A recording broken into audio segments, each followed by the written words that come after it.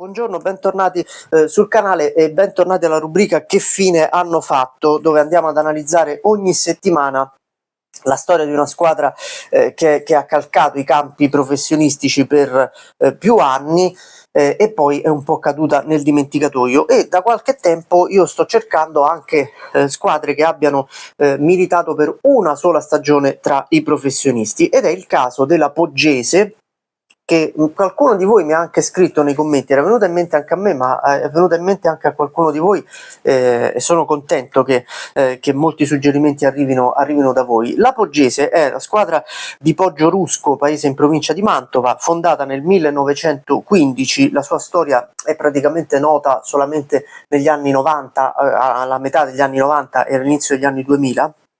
Ed è molto particolare perché dopo aver militato praticamente con pochi acuti anche solo nei campionati dilettantistici regionali, sale alla ribalta con diverse promozioni consecutive, farà una scalata incredibile e una discesa altrettanto rapida. Nel 98-99 passa dalla promozione all'eccellenza, l'anno dopo 99-2000 dall'eccellenza alla Serie D e vince anche la Coppa Italia Dilettanti dell'Emilia Romagna.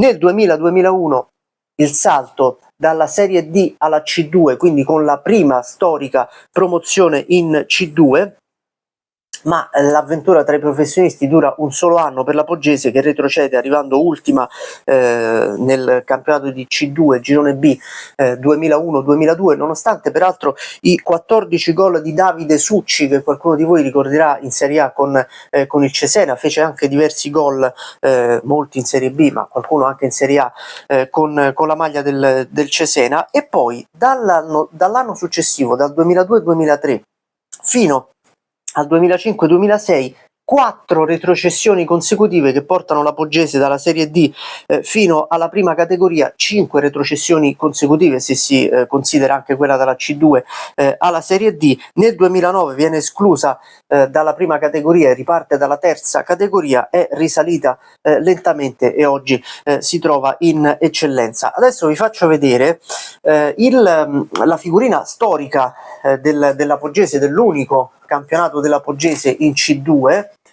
Ecco qui, questo è lo scudetto e queste sono un po' le notizie sulla società, sulla squadra, sullo stadio. Vedete, comunque parliamo di una società piccola,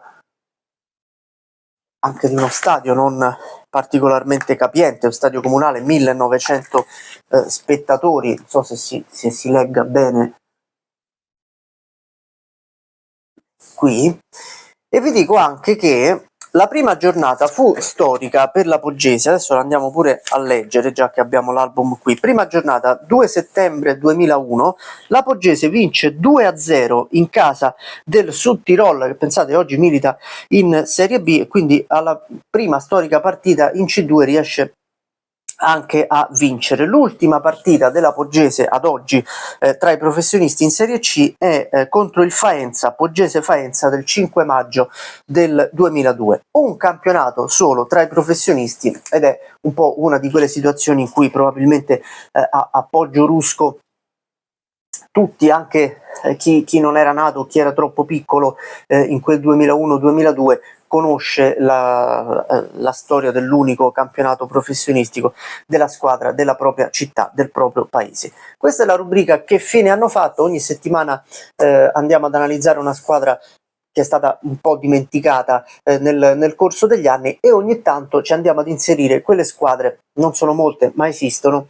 che hanno disputato un campionato professionistico in tutta la loro storia, come è stato oggi il caso della Poggese. Mi raccomando, continuate a seguire il canale, iscrivetevi, lasciate commenti, suggeritemi delle squadre, me ne state suggerendo tante, io me le sto segnando, di cui volete che io parli in questa rubrica, appunto, di squadre un po' dimenticate. Ciao a tutti.